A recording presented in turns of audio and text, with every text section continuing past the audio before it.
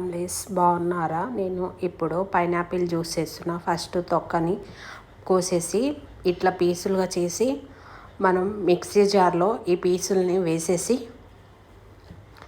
మెత్తగా బ్లెండ్ చేయాలి.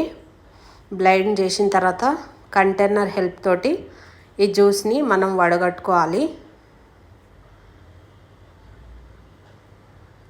ఇలా వడకట్టిన తర్వాత గ్లాస్లో ఈ జ్యూస్ని మనం సర్వ్ చేసుకోవాలి. మీకు షుగర్ ఇష్టం ఉంటే షుగర్ వేసుకోండి.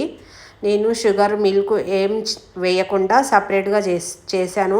అయినా టేస్ట్ చాలా బాగుంది. ఇప్పుడు బ్లాక్ కలర్ గ్రేప్స్, ఒక బీట్రూటు, ఇలా బీట్రూట్ని పీసులుగా చేసి గ్రేప్స్ని శుభ్రంగా కడిగి మిక్సీ జార్లో వేసేసి మెత్తగా ఈ రెండింటిని మెత్తగా బ్లెండ్ చేసుకోవాలి. మెత్తగా బ్లెండ్ చేసిన తర్వాత కొంచెమే వాటర్ వేయాలి, ఎక్కువ వేయద్దు.